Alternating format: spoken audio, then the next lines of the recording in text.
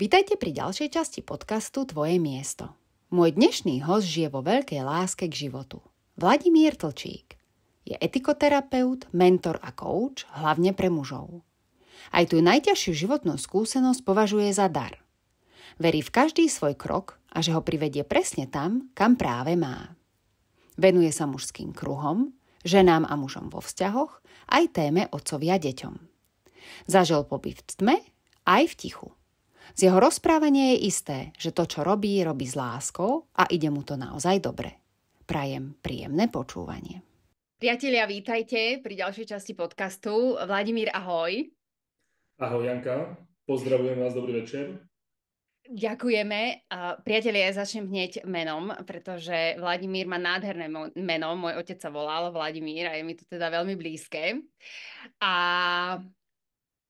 tomu sa ešte dostaneme, že k menu, hej. Ale ja by som chcela nadviazať na priezvisko, lebo Vladimír je Tlčík. A ja si viem živo predstaviť z vlastnej skúsenosti z detstva, že to môže byť hocičo skomolené, len nie Tlčík. Vladenko, koľkokrát v živote sa ti stalo, že ťa nazvali Tlčík a podobne? No, veľakrát. Vyťahla si veľmi dobrú tému, pretože priezvisko moje sa ťahá aj v rode tak, že vlastne ja mám dlhé I.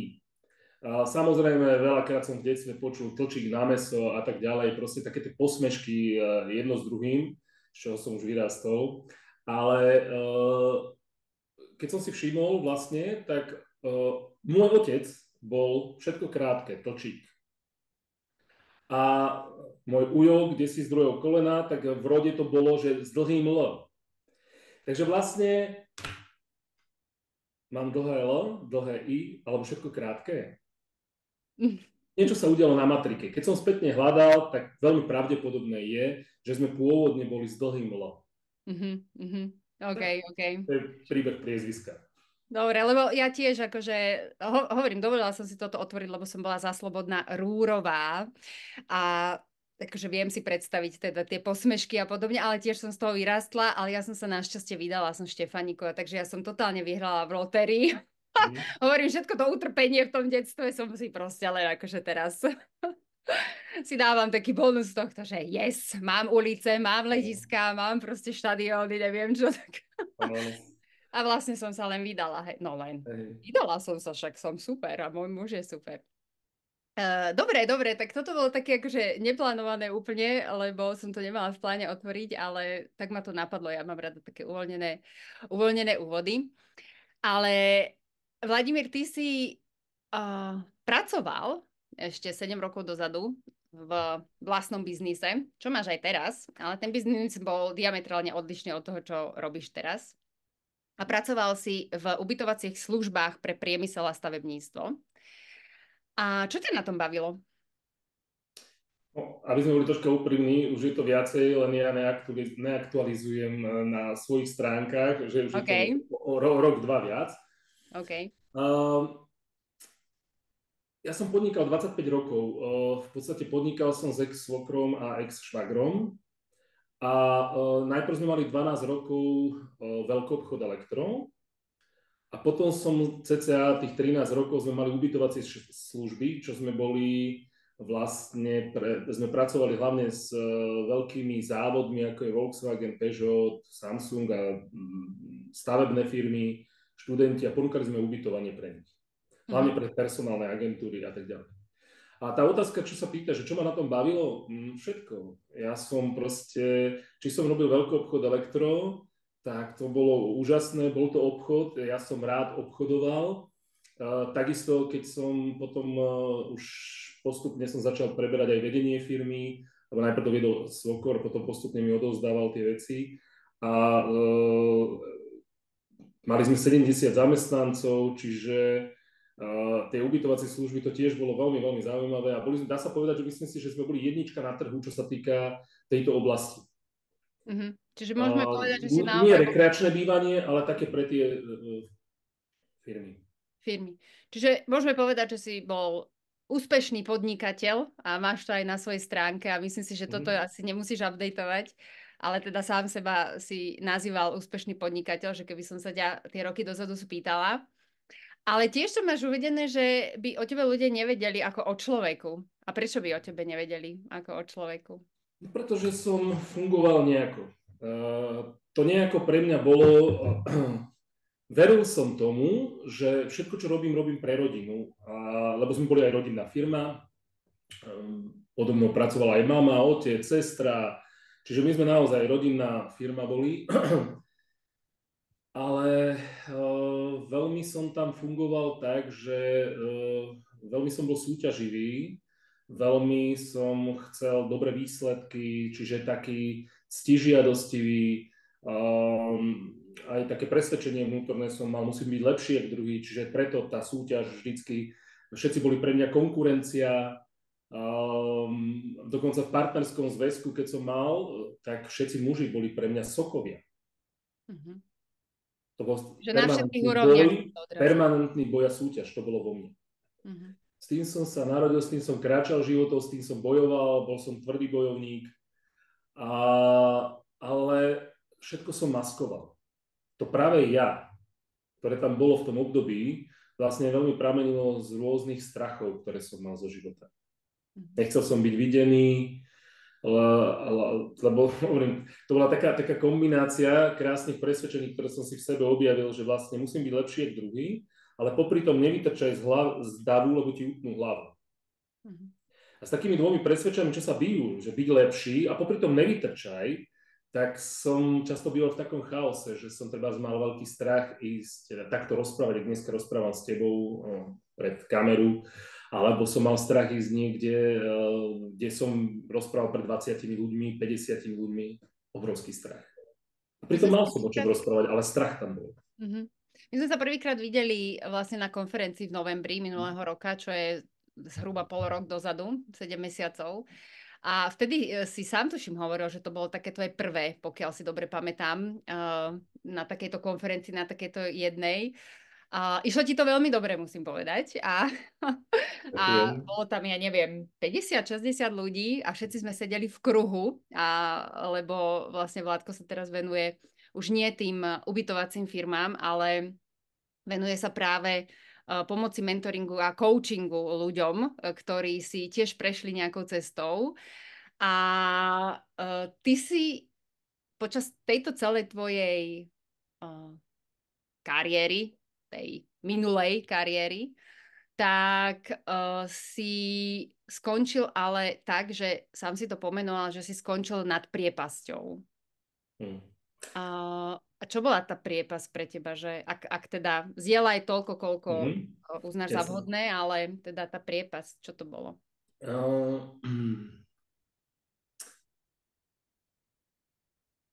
Mňa práca bavila, ale vnímal som, že prichádzalo nejaké obdobie, že stačilo, hej, u tohoto. Že vždycky tak príde tak, že človek by mal, aj teraz dnes, keď vedie mužov a sprevádza mužov na rôznych kurzoch, seminároch a práve sa bavím o tom, že čo ďalej, keď sú takí stratení, tak vlastne ja som toto napríklad som nikdy nepociťoval, že by som bol stratený. Že vždy som vedel, že som sa rozhodol a tým smerom som šiel. A to, čo sa týkalo u mňa nad priepasťou, bolo rozvod. Prišiel rozvod. V podstate, keďže som dával všetku pozornosť firme a rodine, a nevnímal som tie svoje programy a vzorce, som mal veľmi silnú závislosť na bývalej žene. Žiarlivosť tam veľmi silná bola, obojstranná, ale proste tieto vzorce dohnali k tomu, že prišlo k rozvodu. No a po tom rozvode som to veľmi ťažko znášal, takže začal som v podstate som sa dostal, tá priepasť pre mňa bola, že som si vôbec neuvedomoval, ale veľmi som nenávidel ženy. Ženy? Ženy, a som sa im svojím spôsobom mstil. To bolo všetko nevedomé, to nebol úmysel, to bolo podvedomé, to nazveme veľa alkoholu a veľa žien. A to bola tá priepasť. Keby som tou cestou pokračoval, no tak dneska tu nesedím. A za to som veľmi vďačný súčasnej partnerke, s ktorou sme spolu už 13 rokov. A vlastne, lebo pre mňa to bolo také, že v tom období sme sa stretli, veci sa nedejú na náhodu, hej. Udialo sa to tak, jak sa to malo udiať, ale ja to tak kdesi v sebe mám, ako by mi podala tú ruku a otiahla ma od tej priepasti. To je super. Gratulujem a ďakujem, teším sa, že si tu medzi nami, že si tam neostal. A toto sú presne také tie príbehy ľudí, ktorí sú teda na tom nie úplne dobre a je ich veľa, je nás veľa. A ako ty vnímaš celú túto tvoju skúsenosť teraz? Že čo ti to dalo pozitívne? Nazvime. To vnímam ako dar. Ako veľký dar, že som si tým mohol prejsť, pretože ma to veľmi obohatilo. Pomohlo mi to vlastne aj k zmene tej práce, k tomu, čo dnes robím. Lebo uvidel som, že ako som žil. Ja si vôbec ani sekundu nechcem vymazať z toho svojho predošlého života. Vôbec nie. Vždy som to robil najlepšie, ako som to vedel, s tými svojimi, lebo každý máme nejakú tú múdrosť. Prírodzenú múdrosť. Ale múdrosť nie sú len tie informácie, ktoré máme v hlave, ale to sú aj moje postoje, moje skúsenosti, ktoré žijem. A tým pádom ja som vedel dať len toto, čo som vedel v tom období dať. Ale robil som to najlepšie, ako som vedel. Čiže prechádzal som presne tým, čím som si mal prejsť. Ale dopomohlo mi to k tomu, že vlastne dnes ten život je úplne iný. Treba vlastne táto relácia, myslím, že sme to nazvali z biznisu do biznisu, hej, že vlastne zostane chvíľku tej práce, že jak to zmenilo, lebo keď som podnikal predtým, vždy som podnikal tak, že som mal, s niekým som podnikal. Ja som si vôbec neuvedomoval, aký veľký strach som vlastne mal podnikať sám.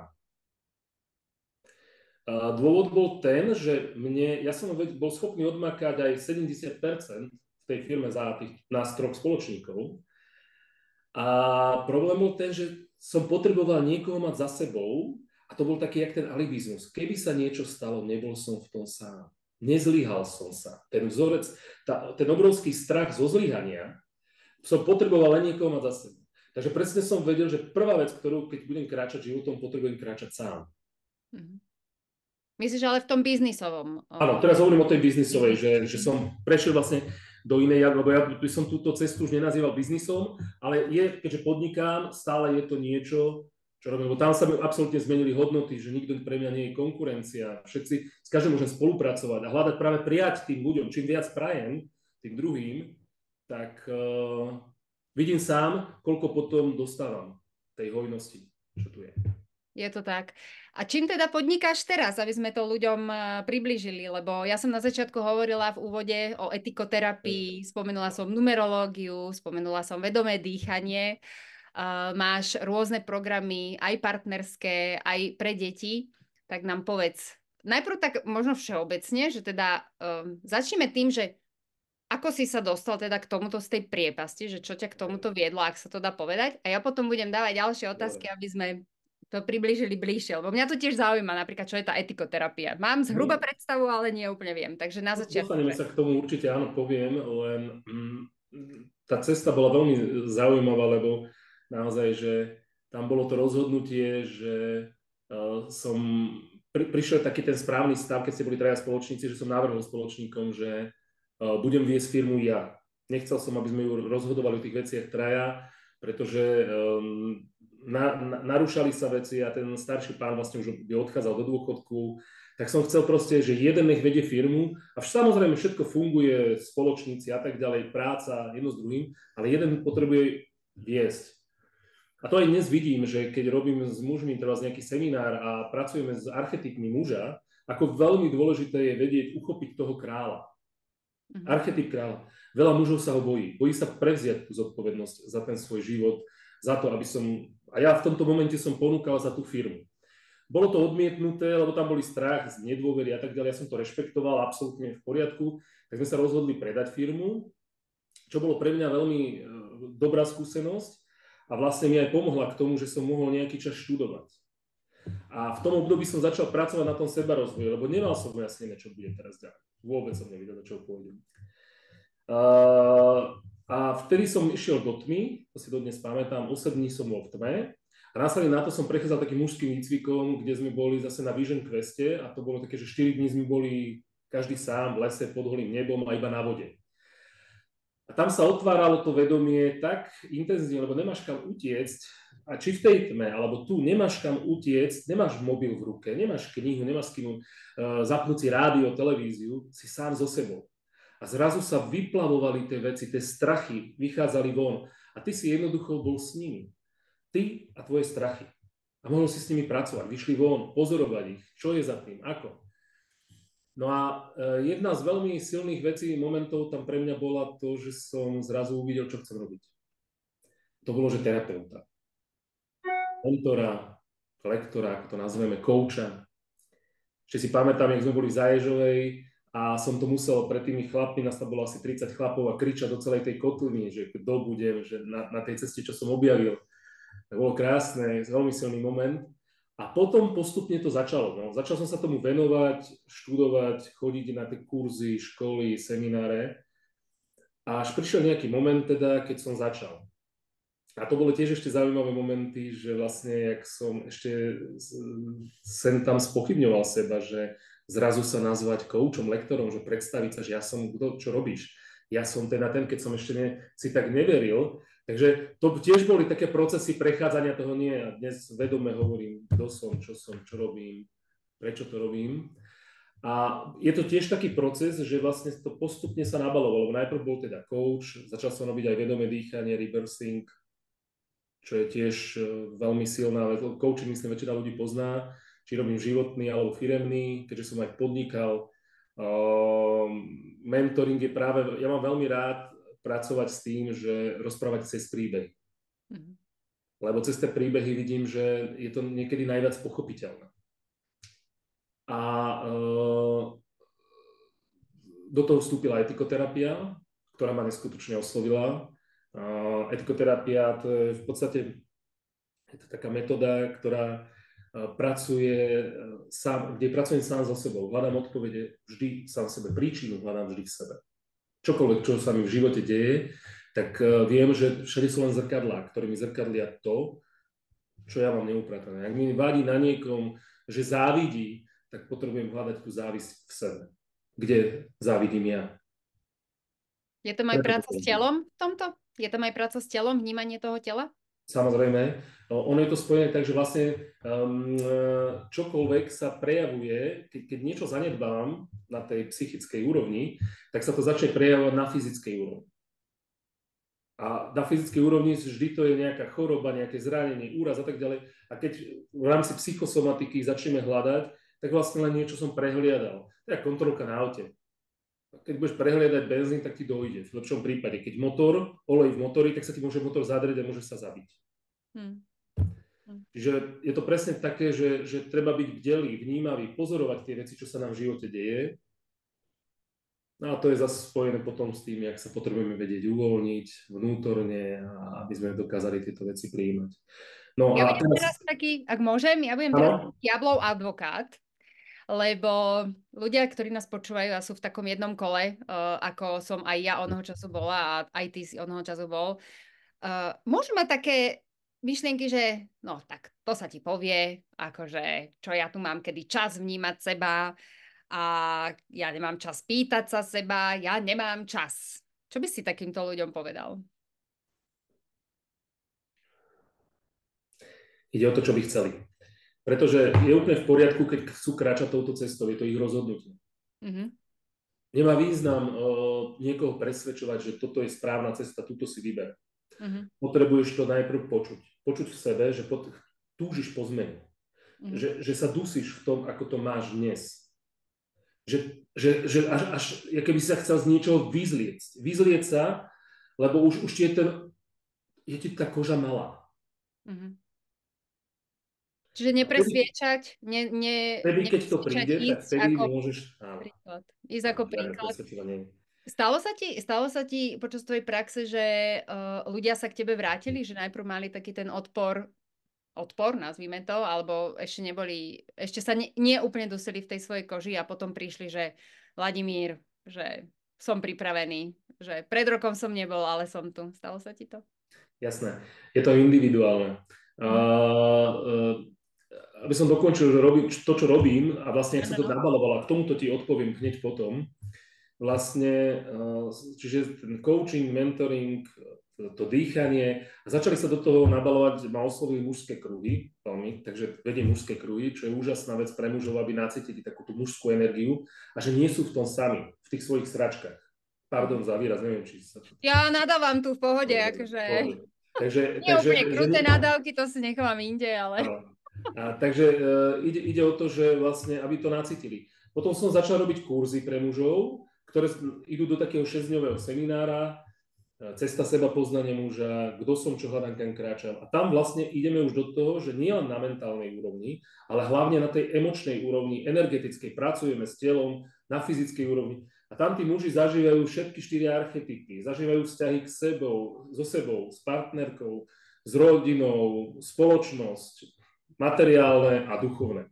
A tým pádom on keď prechádza a s ním to zatrasie, to je jediný spôsob, ako mu to môže zostať. Lebo na mentálnej úrovni máme načítaného, máme napočúvaného. My všetci vieme, my sme takí múdri, len to nežijeme. Hej, A hej. život nám ukáže vlastne, ako to máme.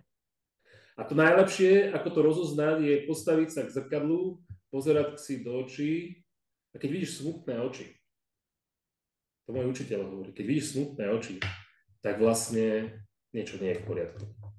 Hľadaj, že niečo nežiješ tak, ako by si chcel. Ako tvoja duša by chcela žiť. Prečo si prišiel sem? Chcela by som ťa poprosiť povedať nám viac o tých archetypoch, lebo tento podcast je práve o tom, že aby sme ľuďom pomohli a aby aj oni spoznali tú tvoju prácu, lebo ja všetky linky o tebe dám nižšie a ja sa To je, strašne jasné, teším. to je nadočie, ja možno len tak okrajovo poviem. Len okrajovo, hej, hej. No, Také, 4 archetypy muža. možno sa niektorí muži v tom nájdu a budú vedieť, za kým ísť. To je to, aby sme pomohli čo najväčšiemu počtu ľudí. Pre mňa bol vždy taký najsilnejší archetyp bojovník a súčasne múdrc mystik. Hej? To sú dva. Potom ešte milovník a kráľ. A problém, každý máme v sebe, teraz hovorím o mužoch, ženy majú veľmi podobné. Ale tieto 4 mužské archetypy vlastne sa ešte rozdeľujú na to, že je tam vždy také tienistá, aktívna, pasívna stránka. A keď je král, tak je tam tyran a slaboch. Okay. Keď je bojovník, tak je to sadista alebo masochista. Ubližuje sebe alebo ubližuje druhým. Vždycky von alebo dovnútra. Milovník môže byť závislý alebo impotentný. A múdrc mystik tam je manipulátor a potom také neviniatko. Taký ten, čo vždycky z úzadia tak ako je chudáčik a potom vlastne popri tom zozadu ti vráža tú kudlu do chrbata. No a uvedomiť si, čo žijeme, kde to žijeme a hľadať tie odpovede v tom, aby sme uvideli. Teraz som mal krásny seminár, kde sme robili archetyp, práve sme mali rituál na kráľa. A každý chlap si prešiel takým, že sa stal na chvíľu kráľom. Veľmi silný moment, pretože veľakrát si ani neuvedomujem, čo to znamená. A teraz ďalších, 12 mužov na neho s obrovskou úctou, vďačnosťou a dôverou na neho pozeralo, ako na toho kráľa. A chlapi mi rozprávali potom, v rámci zdieľania, čo sa v nich dialo. A to sme rozoberali. A jeden trebárs hovoril, že keď som videl, bolo to úžasné, ale videl som tam toho jedného, jeho oči sa mi vôbec nepozerali. Jak na mňa pozeral, ten by bol prvý, komu zotnem hlavu. Tyran. Druhý sa hneď ospravedlňoval. Ja vám tak ďakujem, ja vám slaboch. A to bolo nádherne vidieť, ako to máme v sebe. Takže... A ako to má mať ten král teda? No tak ten král v prvom rade prebral zodpovednosť. Nemať strach povedať, nastaviť hranice, pravidlá, rád. A je to strašne sexy, čo hovoríš teraz, prepáč, ale ja ako žena, lebo my máme teda iné archetypy, ale musím povedať, že keď si predstavím takého toho kráľa, nech by mal aj 1,50 m alebo 2,50 m, to je úplne jedno, ale keď je tam toto, čo si teraz povedal, tá energia v tom, tak to je, že ja mám zimomriavy všade a je to brutálne sexy, pokračuj. A krása na tom je, že je to v každom mužovi. No. len to mu buď neverí, nevidí to, nevie to v podstate žiť. Mm-hmm. A to je dôležité, aby to pochopil. Prečo to nevie? Pretože možno v detstve počúval, potláčala sa tá energia. Väčšinou nás vychovovali mami. Otcovia boli v práci, alebo ženy ste žili samé. A teraz vlastne deje sa to, že veľmi málo mužských vzorov tam bolo. Teraz tá žena to robila najlepšie, ako to vedela, ale nekrič, nebehaj, buď poslušný, nesmieš takto. A tá energia sa potláčala, vytvárala sa závislosť, ten bojovník sa tam stratil a tak ďalej. Čiže toto sú všetko veci, ktoré vyplynuli, ale to sa potrebujeme teraz učiť. To, čo sme sa x rokov učili, sa potrebujeme teraz odnaučiť a učiť sa niečo nové. Ale nie v obviňovaní rodičov. Nie, v žiadnom prípade. To vôbec nie je o obviňovaní, len treba to pomenovať. Možno treba sa postaviť aj v tom, že povedať tomu otcovi, mame, lebo keď to nedáš zo seba von, ty nevieš odpustiť. A ty potrebuješ najprv odpustiť im a odpustiť sebe. Lebo nie je dospelý Vladimír má problém, ale to dieťa, ktoré zažilo nejaké tie traumy, emočné situácie, ktoré boli tak vypäté pre neho, že sa zláklo.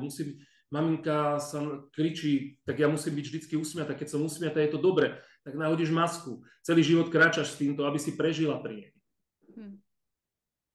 Nie je to cesta, ale stojí to za to. Však ty si živý príklad a teda musím povedať aj ja. Mne v tomto pomáha príroda veľmi, že keď moja skúsenosť je zase taká, že keď mám veľký hnev v sebe, tak idem do prírody a tam sa vykričím a poďakujem prírode, že ma vypočula a všetko zlé dávam vlastne jej. A je nádherné to vnímať a cítiť celou dušou a celým telom, ako my sme súčasť tej prírody a ako ona je pripravená nám pomôcť. Nehodnotí, nesúdi nič, len je tu pre nás. A vlastne tým neublížime nikomu. Hej? Že keď sa necítite, alebo jednoducho ste vo fáze, že to neviete povedať tomu druhému človeku, lebo sa bojíte, že ho zraníte, ale tá bolesť obrovská je vo vás. Moja osobná skúsenosť je ísť do prírody, alebo to vybehať, alebo to vyboxovať, vytancovať, čokoľvek, ale uvoľniť to na tých všetkých úrovniach a potom s takou vďakou a úctou k tomu celému a hlavne k sebe prijať, že sa to udialo a ísť ďalej, hej, že nejak neutápať sa v tom, že ty vole, lebo potom sa človek cyklí a je to na hovno, hej, cyklí sa, potom je to tá obeť, hej, ja som taký chudaček, a ja som taký neviem čo. V mužských kruhoch sa to ako volá, takýto. Obeť to je? Alebo to je vždy obeť a tyran. Lebo v každom z nás je tá obeť tyran. Hej. Ale je to presne o tom, že príklad muž proste chce sa milovať so ženou, je odmietnutý. Začína obeťou, je obeťou. V tom momente sa uzavre do svojej jaskyne, prestáva s ňou komunikovať, stáva sa tyranom, lebo ju ignoruje. Hráme hry. Nevedomé hry, ale hráme. Ja som mala minulý týždeň rozhovor tiež s jedným mindfulness coachom, Dušan Šebo, vynikajúci tiež. A on tiež robí mentora pre mužov. A bavili sme sa o tom, vypadlo mi, čo som chcela povedať. Nič len, že krásne si mi vlastne do tohto zahral celého, že... nič, toto. Príde to, keď to má prísť. Hej, vypadlo mi to. Vôbec to asi nebolo dôležité. Jednoducho, že vás dobre sa počúva, tým som chcela povedať. A mňa veľmi teší, že vlastne sa muži venujú tým mužom, lebo aj on hovoril, že má viacej žien ako klientiek, ale že muži stále viac a viac vyhľadávajú vlastne takéto služby a to je super. Ono je to tak, že vlastne ja tiež pracujem aj so ženami hodne, čo sa týka teraz coachingov, tak je to jednak jednej. A aj školu máme etikoterapie s jednou kočkou, muž a žena vo vzťahoch sa to volá. Hej. A ešte chcem spomenúť, čo som nepovedal, že robím s deťmi, to som bol pozvaný s Jožkom Mihališinom do projektu, robíme spolu Otcovia deťom, kde idú otcovia sami s deťmi a to je jeden z najúžasnejších projektov, lebo zrazu práca s tými deťmi, máme tam 40 otcov a asi 70 detí. Teraz nás to čaká 1. júla, takže sa veľmi na to teším. A to je taká energia, odtiaľ prichádzam tak nabitý po 7 dňoch, že unaveno nabitý. Mhm. Unaveno nabitý, nádherný. Povedz nám o tom viac, lebo môj muž tiež chodíva takto s deťmi, že idú len otcovia s deťmi. Oni nemajú takýto akože seminár, že nie je to vedené, ale mne sa strašne páči to, že my ženy, ja teda taká nie som, ale my ženy máme častokrát také, že obleč sa, bude ti zima, hej, a vonku 150 stupňov a dieťa naobliekané, potom sa máme že je dieťa chore furt, hej. Tak ja som nie úplne taká precitlivená maminka, ale chápem precitlivené maminky, toto nie je súdenie, to je konštatovanie. Ale tí chlapi, vy sa na to pozeráte Vieš úplne čo, inak. veľmi veľa mužov je veľmi precitlivených tiež. Aha, OK, to je A, zase moja bublina, hej, lebo ja mám muža, ktorý je totálny praktik. áno, oni sa učia vlastne ísť do toho, aby dali dôveru tomu dieťaťu, lebo to dieťa vie. Mhm. A keď je tam veľa detí, tak oni v podstate pršalo, hrajú sa v blate. A teraz bose. A no, to keby videli maminky, tak sa chytia za hlavu, vracajú sa absolútne v pohode, šťastné tie deti. Maminy si oddychnú, to je bezalkoholový tábor, pobyt teda. My tam vedieme program. Ten program je taký, že chlapi ráno majú vždycky mužské kruhy, čiže vlastne pracujú sami na sebe. Tie decka, vytvárame im rôzne hry, ale hry také, že kde nehľadáme víťaza. Nie, aby bol niekto prvý a tí ostatní smutní. Väčšinou tvoríme také hry, aby vlastne tam prišlo k tomu, že sa hráme. A tá hra je ten proces tej radosti, ktorý tam prebieha. Ja som celý život počúvala, no ale muži, to sú také väčšie deti, ale s takou výtkou. Teraz to mám úplne inak. Ja, prosím vás, všetci buďme väčšie deti. Všetci majme radosť zo života, detskú radosť zo života. A nie len muži, ale aj ženy. A keď máte pocit, že muži sú väčšie deti, tak sa len z nich zoberme príklad, že? No. Tak tu by som ti troška oponoval, lebo ja vnímam tú vec, že je absolútne v poriadku, aby sme sa, keď muž potrebuje vnímať ten jeho archetyp kráľa, on musí pozorovať, bojovník musí byť pripravený. Ale popri tom, keď som v bezpečnom prostredí a viem, že sa môžeme uvoľniť všetci, tak si dovoliť ísť do tej radosti a do tej hry. Ale napriek tomu on vždy vytvára bezpečné prostredie. Bezpečné prostredie na 5 úrovniach. Tá žena, tá rodina, tie deti, tí jeho, ktorých vlastne on zabezpečuje, tak on ich potrebuje chrániť. A tam to nejde, že v podstate on bude, lebo poznám veľa mužov, ktorí si užívajú, spirituálne, duchovne žijú, ale nemajú na účty, živí ho žena a tak ďalej a tak ďalej. Takže toto, a napriek tomu ona trpí, lebo on jej dáva tú radosť, tú krásu, ale nedáva jej bezpečie, istotu. A tá žena potom, keď zostane s takýmto mužom, ktorý vlastne materiálna Matrix popiera a žije len tým duchovným a spirituálnym, nie je tam rovnováha. My hľadáme rovnováhu vo všetkom. Nemusí to byť vždy 50/50, lebo akorát dneska som to o tom rozprával, že ako som to ja mal, že vlastne keď som chcel trebárs dávať nejaké množstvo niečoho, čohokoľvek, tak aby sa mi také isté množstvo, minimálne také isté množstvo dostalo, ak nie viacej. Ale tak nefunguje. Rovnováha môže byť aj 10/90 alebo 90/10. A pokiaľ to nemám takto uložené, tak vlastne veľmi často trpím. Mám na mysli kdokoľvek teraz, hej? Lebo vlastne nenaplňa tú moju predstavu, ako by to malo byť. Super. No, hovorím, ja dám linky na teba pod toto video, aby... Ja si chcela ešte k tej etikoterapii. Tam by som možno dve vety povedal, lebo založil ju Ctibor Bezdiek. To bol lekár v Ružomberku, niekde okolo 1930. A môj učiteľ, Vlado Červenák, je pokračovateľom toho. A vlastne ma vedie ešte aj teraz, sa stretávame stále a tak ďalej. A zmenila mi tá etikoterapia život. Absolútne mi to zmenilo práve tým pohľadom na to, že neukazujem stále prstom, že ten mi ublížil, taká krivda, také, ale vidím, že tie 3 prsty, takto ukazujú na mňa. A ono je to potom také veľké uvoľnenie, že človek, keď si to tak nejak spracuje, príjme, tak je to také veľké uvoľnenie a tá celá energia A nielen duchovná, ale aj materiálna, aj Mhm. vlastne tá vzťahová aj celá ide, potom to tak celé pekne prúdi. Ja mám tiež veľa skúseností s tým, jak som bola zaseknutá, jak som ukazovala na všetkých, "Hej, to je také na hovno, aby ste mi ubližili." Beriem to ako proces, že Mhm. učenia, takže nie je to o tom, že aby sme si teraz priatelia vyčítali, že nie som 100% král každý deň, proste sú lepšie, horšie dni. A čo som spravil pred neviem koľkými rokmi, proste shit happened a není to ani shit, je to skúsenosť, hej, takže Tak. ja, za Hlavne mňa, nezobrať ten bič a nešľahať sa po chrbate, ale prijať to, že takto to mám, čo s tým môžem urobiť ďalej. Ako sa k tomu môžem postaviť. hej.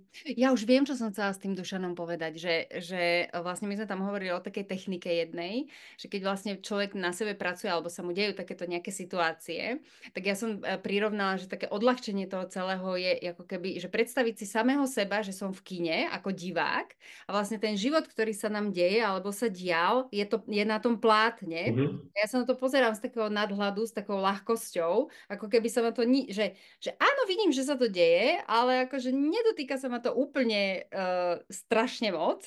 A na konci do celého odchádzam s takou, že však toto bola buď jedna veľká tragikomédia, ale žijem a dá sa s tým žiť a je to fun na konci dňa. Alebo naozaj to zobrať tak, že proste čas života, skúsenosť, presne jak si hovoril s tým bičom a ísť ďalej. A tá zmena je naozaj vždy na nás a vždy teraz. Že ono to není ezovuvu, je to akože fakt, ktorý, Mhm. ktorý je. Ty to ako vnímaš? Áno, tak, to je to proste cesta. Každý deň kráčame. Jak si rozprávala, tak mnou šlo, že vlastne, jak vlastne sa pomenili tie veci u mňa, že ja veľmi rád to dávam cez seba, preto rozprávam, že cez tie Hovor, príbehy. určite. Mm, Keď som začal vlastne byť v svojom živote pravdivý, to bola najväčšia zmena pre mňa, pretože pravdivý, to znamená, to najťažšie je byť pravdivý k sebe samému. Mm. Že to nerobím preto, aby ma ostatní mali radi. Že to nerobím preto, lebo chcem sa zapáčiť svojej žene. Dobrí chlapci veľmi často, teraz to spomínam práve preto, že urobím čokoľvek, aby ona bola spokojná, urobím čokoľvek, aby ostatní boli spokojní. Alebo naopak, rebel, presne, vždycky narúšam. Ale celé to je o získavaní pozornosti, o energii, ktorú ja dostávam z toho. A keď som to začal meniť, začal som byť vlastne cez tú pravdivosť. Som bol autentický a začal som byť v integrite. To je to, na čo myslím, hovorím, tak aj konám. A to mi zásadne začalo meniť život. Zrazu som si začal uvedomovať, ako veľmi som začal citlivo vnímať neúctu od druhých, keď sa niečo mi dialo. Začal som vidieť, že niekde neúctu dávam k sebe samému. Začal som ju hľadať. Čiže tá cesta bola začať byť pravdivý. Tým pádom, keď som pravdivý, začínam dávať úctu sebe aj tým druhým, lebo som pravdivý zákonite aj k ním. Mm. A keď dávam úctu, otvára sa mi srdce. A prúdi láska. A keď prúdi láska, tak tá najvyššia hodnota je sloboda. Začínam sa cítiť slobodný. Sám so sebou. So sebou, s čímkoľvek, čo žijem v tomto živote. To je jaký level, že? To je super. Ale je to cesta, lebo to presne sú niektoré roviny, kde to je takto ľahšie a niektoré, kde to ide o mnoho ťažšie. Hej. Ja mám tiež skúsenosť, že už som si myslela miliónkrát, že nejakú vec mám vyriešenú a furt sa mi opakovali rovnaké vzorce, hej? A hovorím si, Egičko, vieš, začalo, že ale ja už mám toto spracované, čo ja by som to ešte riešila, vieš? Ale potom prišiel preplesk a povedala som si, že no ne, Jana, tak buď sa na to pozrieš, alebo sa na to nepozrieš. A vlastne ono naozaj, že aby sa človek nedivil, že môže byť niekedy to naozaj že veľa vrstiev a počúvam to aj od svojich klientov, že ja som si myslela, že už to mám vyriešené. Nevadí, zistila si, že nie, ideme urobiť to, čo sme urobili predtým a ideme ďalej, hej. A ono naozaj, že ono, keď sa to tam vnútri vymení, preprogramuje, nazvime to, tak ono reálne sa to aj na tom vonkajšom prostredí objaví, že veľmi skoro, že to je fascinujúce, jak to celé funguje. Ale vezmi si, že to je nejaká cesta, že máš nejaké presvedčenie, nejaký vzorec, ktorý ty žiješ. Lebo to môžeš mať rodové, čo si prevzala, závisť, závideli susedom, statkárom a jedno s druhým a v tebe to ide a tá závisť je nejaká tá súbosobnosť v tebe, ktorá proste, kde si vlastne len pozeráš, že závidíš. Ja nezavidím majetok. Napríklad u mňa to bolo, som objavil v sebe závisť v tom, že ja som nikomu nikdy nezávidel, čo má. Ale ja som závidel to, keď učiteľ pochválil jeho a ja som nebol pochválený. Mm-hmm. To bolo to, musíš byť lepší ako druhý. Mm-hmm. A závisť tam ale bola. Ja som ju nikdy nevidel.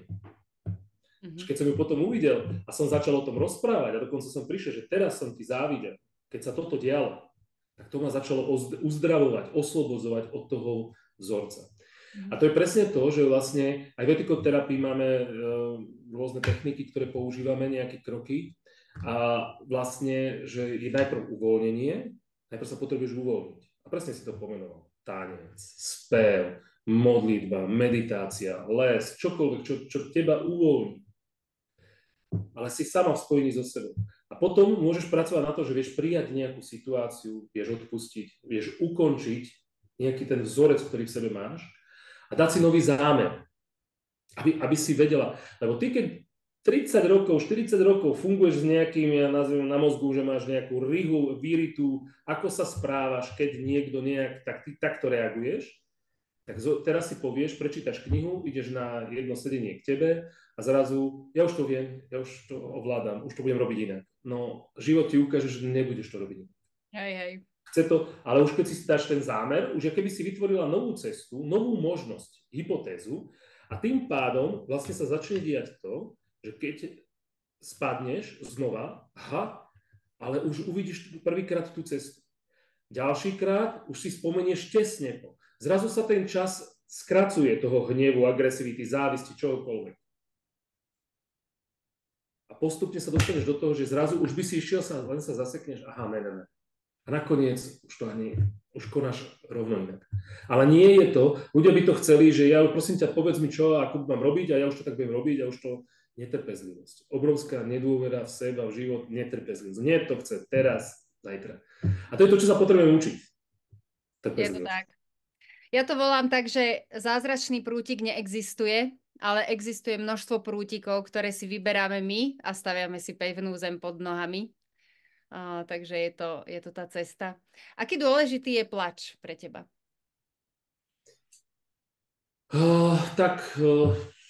Poviem za mužov, neplakával som, keďže muži neplačú. No, to je presne náražka na to. A tak ďalej. Takže veľmi som potláčal ten pláč. Samozrejme, jak malé dieťa, to som bol plačko, ale potom prišlo to obdobie tej puberty a odtedy som neplakal. A potom zase prišlo obdobie, keď som začal pracovať na to sebarozvoj a zrazu som videl, že akú hlúposť som žil. A dnes práve každého k tomu podporujem, ako je veľmi dôležité, lebo to sa čistí duša vtedy. Tie slzy, keď vychádzajú, je to úžasné, lebo sa uvoľňuje to niečo, čo je hlboko, hlboko potlačené. Ale takisto súčasne každému, hlavne mužom to hovorím, aby sme sa nestali plačkami, aby sme nechodili za ženami. Ježiš Maria, stratil som prácu, čo ja budem robiť, chudáčik. Tak v tom momente žena natiahne si nohavice, začína sa stávať silnou ženou, ide chrániť rodinu, ide vytvárať bezpečné prostredie a stáva sa mužom. Toto je to, že prejavíš niekedy tie city, prejavíš vlastne tie slzy, že výjdu z teba, on je úplne v poriadku. Len aby tam nebolo to, že vlastne si úplne stratený a čakáš to, že aby ťa zachraňovala tá žena. V tom momente ona sa cíti v nebezpečenstve pre seba a svoju rodinu. A toto sa potrebujú muži učiť zase, že lebo je veľa mužov, ktorí slzy dávajú jak na bežiacom páse. Hoci kedy sa rozprávajú a vnímajú to, že to je úžasné, lebo prejavujem emócie. Áno, je. Len pokiaľ to robíš pred ženou a veľmi, veľmi veľa zase, tak to je presný extrém. Jeden extrém vôbec neplakať a druhý extrém plakať za každú vec, byť stratený. Nie. To sa potrebuje on učiť ísť do tej svojej sily, aby aktivoval toho svojho bojovníka, aby sa hneď nevzdával, takže to je tam viac toho. Je to cesta. Ty si stále tiež na svojej ceste, však logicky, lebo inak by to tam už by to bolo asi, že úplné ego, ktoré tu teda nechceme úplne. Chceme, ale rozumieme sa. A ty si bol tento rok na jednom pobyte v zahraničí, priznám sa, zabudla som, kde si bol. Mesiac som bol v Thajsku. Thajsku. Thajska. To bolo zrovna s mojím učiteľom z etikoterapie, s tým Hladkom Červenákom, ako správne žiť, aby si vedel správne zomrieť. A bolo to úžasné, lebo ja som tam bol vlastne tretíkrát. On to robil pred 7 rokmi, potom pred 5 rokmi a už som nechcel ísť. Oni to všetko už mali dojednané a mne 22. decembra veľmi silný ranný vhľad som mal, že tam mám ísť. Tak som ráno vstal, zavolal som, či má voľné, že letenky sú kúpené, že 4. januára sa letí. Ja hovorím, že OK, že ja si všetko vybavím sám, ale či ma zoberie. Že jasné. Dobre, tak som sa rozhodol, že idem. Spýtal som sa ženy, ona nechcela, ja som šiel. A 2 dní na to mi prišlo, prečo tam vlastne mám ísť. A to prečo bolo to, že som vlastne bol 21 dní v tichu. Začal som v tichu, no ale po 7 dňoch som si uvedomil, aké je tá moja myseľ vychcaná, že vlastne okamžite som bol viacej na telefóne a bol som viacej v knihe. Takže vtedy som vypol telefón, knihu, lebo všetci ostatní rozprávali, nás bolo 33. Ešte aj vieš, to sú také tie synchronicity, jak ty hovoríš, čísla, hej? Ja som narodený 3.3. a nás bolo 33. Takže vieš, to sú pre mňa také, že vedel som, že tam mám ísť. A vlastne dal som tých 21 dní, ale to podstatné, čo bolo pre mňa, tam sa otvárali tak silné veci. Tam som seba videl v bruchu mami, spojenie so všetkými živlami. Tým, jak som nerozprával, jak som bol ponorený v sebe, čo to robilo vo vzťahoch k tým druhým ľuďom, keď vlastne všetci riadne nevedeli, ako na mňa reagovať. Ako sa ku mne správať, keď ja som bol s nimi, keď oni sa všetci bavili, smiali, rozprávali, alebo robili cvičenia, ja som bol stále v tichu. A bolo to úžasné pozorovať, nič nepovedať, ale samozrejme boli aj obrovské pády. Také pády, že som skoro nevedel stať z postele. To fakt? No jasné. Hnev, agresivita vo mne vystúpila, vyplavilo sa to všetko von, sa to valilo. Najťažšie bolo, keď som asi po 3 dňoch si uvedomil, že nepoužíval som mobil, ale som bol stále sám v sebe. To, že zrazu, akú máme závislosť na tom mobile, na tých informáciách. Mám tam prácu, mám tam rodinu, mám tam čokoľvek a zrazu som nemal nič. Ja som vnímal, že nerozprávam, hej, robím nič, hovorím nič a keď nemal som ani tie informácie, som bol nikto. A to nikto ma úplne pohltilo a to bolo veľmi silný zážitok. A tam práve prišlo k spojeniu a objaveniu tých 4 živlov, ale takých prepojením v 3 fraktáloch a tak ďalej. Ale tá podstata bola, že vlastne úplne ma to postavilo na nohy a obrovský príval energie. Som úplne cítil, jak sa až to srdce otváralo. Takže to boli veľké zážitky tam boli. No. Len to nie je takto na taký rozhovor tak na rýchlo povedať. Povedal si úplne, že veľa, že to je pre mňa fascinujúce, lebo ja veľmi rada rozprávam a keď som bola malá, tak ja som v kuse mlela. No a moji rodičia, teda ja som sama, nemám súrodencov a oni normálne už boli chudáci takí ohúčaní zo mňa, že sme si robili také, že prosím ťa, že dajme si, že bobrík, neviem čo, mlčanlivosti, hej, že aby oni si oddychli odo mňa chvíľu a že hodinu ticho. Ale to bolo také podarené, lebo ja som bola chvíľu ticho a oni potom, že prosím ťa, rozprávaj niečo, niečo. Je to také čudné, je to také tiché, tuto bez teba. Si ticho. Že je to fascinujúce, lebo ty si hovoril na začiatku, že si bol v tej tme a tam je to, že môžeš rozprávať, hej, ale nevidíš vlastne nič. A tu si videl všetko, počul všetko, ale že musel si byť ticho, že to je zase z úplne iného... Áno, ale v tej tme tam si nemal s kým, ty si tam sám. No. Vieš, to zase bolo úplne niečo iné. Toto zase hovorím, že napríklad veľmi zaujímavá skúsenosť bola tá, že vlastne keď som pozoroval tých ľudí, tak som videl, čo to robilo napríklad so ženami. Ja som až nechápal, Že ženy voči tebe ako mužovi? Áno. Čo mi rozprávali, že tým, že ja som bol v tom tichu, tak ako keby sa znásobovala tá energia alebo niečo sa dialo, lebo mi hovorili, že keď sedeli vedľa mňa, že ona nikdy necítila takú dôstojnosť, keď sedela vedľa mňa ako vedľa muža.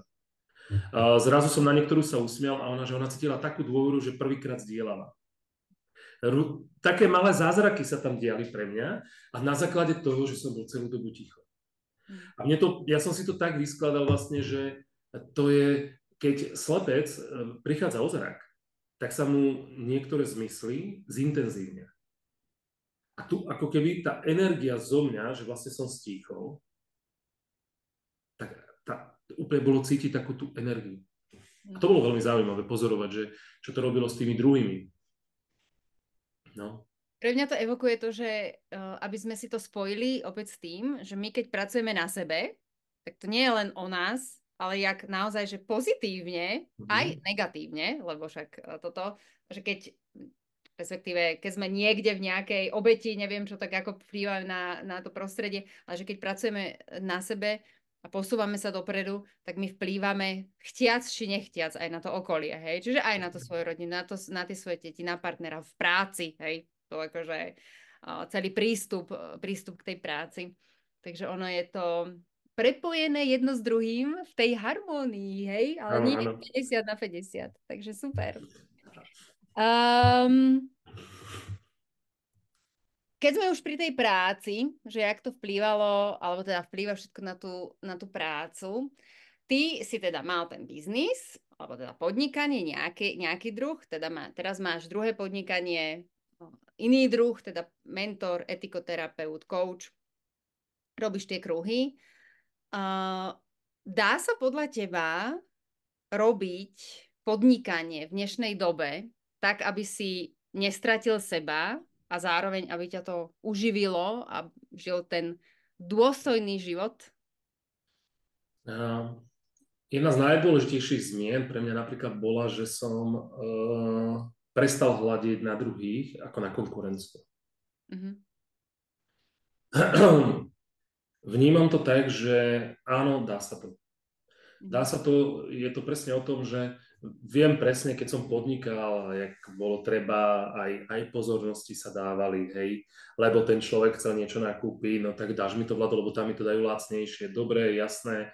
Čiže vlastne všelijaké veci sa diali v tom podnikaní, ale to bolo práve tá nepravda, ktorú som žil.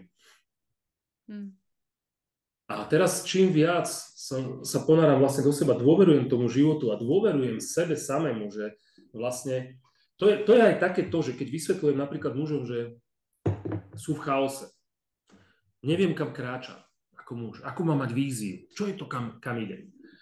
Tak pre mňa dnes to je presne to, že ja som to mal v minulosti tak, že som si určil cieľ, že idem do New Yorku. New York. Dal som si klapky, a bolo mi jedno, akým spôsobom sa to dosiahnem, ale musím do toho New Yorku dojsť, lebo musím tam dojsť za každú cenu. Idem, jak prekažka, prelezem, podlezem, obídem, čokoľvek, len musím ísť. Takže čo sa deje? Vtedy sa deje to, že strácaš, zrazu odchádza od teba žena, lebo sa jej nevenuješ, deti ťa nepoznajú a tak ďalej. Potom tu je druhý typ muža, ktorý vlastne stojí a čaká a váha a rozhoduje sa, nevie, či vykročiť tam, že keď vykročím do Londýna, tak ja neviem, či sa dostanem do New Yorku. No dobre, ale keď pôjdem zase do New Yorku, zase neuvidím Londýn. A on váha, stojí a zrazu ho žena kopne do zadku, posunie ho. On tam ide, samozrejme potom prichádza k výčitkám, lebo som celý život robil toto, a to len kvôli tebe a tak ďalej. To, čo som si ja uvedomil, je vlastne, že to sú také silné protipóly. To, čo hľadáme, ja tomu hovorím, že hľadáme toho zrelého muža. Jedno je dobrý chlapec, jedno je zlý chlapec. Hej, hľadáme zrelého muža. To isté platí aj dobré dievčatko, zlé dievčatko a tá zrelá žena. A ja dnes to mám tak, že vlastne ja nemám cieľ. To, čo robím, je, že každý krok, ktorý urobím, je vlastne takým tým môjim, že dôverujem tomu životu, že keď som sem vstúpil, tak kráčam. A ja neviem, či idem do New Yorku alebo do Londýna. Neviem, kam ma to zavedie. Ale dôverujem tomu životu, dôverujem sebe a preto viem, že kde idem, tak tam si verím, že toto je ten správny krok, ktorý som mal urobiť. A to mi dáva to, že vlastne dá sa to. Dá sa to aj v tom podnikaní. Preto sa mi to postupne rozvíja. Zrazu som pozvaný. Tam ty si ma pozvala, hen tam mám ísť, tam to mám spraviť. som pozvaný na takéto. A keď dôveruješ, tak zrazu ti prichádza a ty zrazu vidíš, koľko hojnosti tu je. My ju nevidíme len preto, lebo neveríme, že tá hojnosť tu je. A keď si to dovolíme cez to srdce, a to je to zase to, začneš otvárať to srdce, cítiš tú lásku, cítiš tú hojnosť, a cítiš sa v tom slobodne, tak to prúdi. A tá hojnosť nie je len v tých peniazoch, že to je v tých Samozrejme. vzťahoch, aby to ľudia Áno. vnímali aj z tohto pohľadu, že ľudia si myslia, ja som neviem, nemám na účte, extrémne veľa vecí máš, len si to treba pozrieť, že koľko je v tej kráse a múdrosti a zrelosti. Je to tak. Je to absolútne, to stojí za to. Každá jedna bolesť, každá jedna slza, to stojí za to. Lebo tá zem vonia inak, všetko je iné a všetko je také hodnotnejšie, krajšie, hlbšie z môjho pohľadu. To je veľmi dôležité, aby sme vedeli naozaj to vedieť sa uvoľniť. To je pre mňa ten prvý krok ku zmene, že lebo ľudia, presne ak si to ty pomenovala tam, no počkaj, ale ja nemám čas. To je len, že ho nechce nájsť. Vždy ten čas nájde. Ja mám toľko roboty v práci. No, bojíš sa nastaviť hranice šéfovi, ktorý ti dáva, vyvoláva, robíš 24 hodín deň. Bojíš sa postaviť sám za seba. A to sú presne také tie veci, ktoré ľudia nevidia, lebo sú zaciklení v tých vzorcoch a idem a musím. A ten strach ho nepustí, lebo hypotéka, lebo toto, lebo tamto. A vlastne zrazu zistíš na smrteľnej posteli, že no, keby som toto bol urobil inak, Bože. A banuje. Nemusíme banovať, máme jedinečnú príležitosť, čas, obdobie aj krajinu, kde sa to dá tu a teraz. Áno. Mám posledné dve otázočky, Vladimír. No, áno, poď. A vlastne tri, lebo chcem sa vrátiť k tomu tvojmu menu, Vladimír. Pred týmto nahrávaním si mi hovoril, že Jani, prosím ťa, ale nevolaj ma Vlado, volaj ma Vladimír. Takže ešte raz ďakujem, že si mi to povedal. Lebo že tam vnímaš tú inú energiu. Podiel sa s nami, čo je za to. Tak celý život mi bolo hovorené Vlado, Vladino, Vladko, hej, rôznymi menami, ale to moje meno je Vladimír.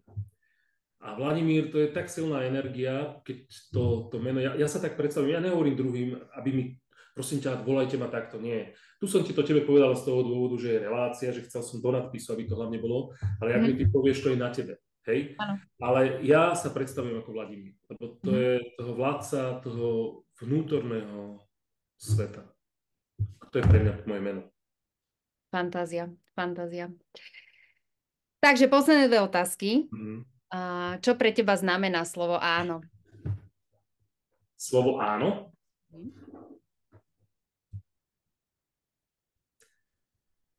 Hovoríme životu áno. Ale sú chvíle, keď treba povedať aj nie. Takže je to pre mňa jedna strana mince, lebo vnímam aj tú druhú. A veľmi často to vidím, že vlastne všetci by sme chceli len to sladké, to šťastné, to nádherné, ale odmietame sa pozrieť na to horké, temné. Ale bez toho, aby sme poznali to horké, temné, nemôžeme kráčať k tomu sladkému. Takže preto pre mňa áno je vždy v spojitosti aj s nie. To bola moja posledná otázka. Čo pre teba znamená slovo nie? Ak sa to dá ešte inak povedať, jak si teraz, že možno z iného uhla sa na to pozrieť? Ani nie. Perfektné. Úplne geniálna odpoveď. Hej. Super. Veľmi pekný rozhovor. Ďakujem veľmi pekne, priatelia. Vlado je perfektný príklad toho, ako sa proste dá, keď sa chce.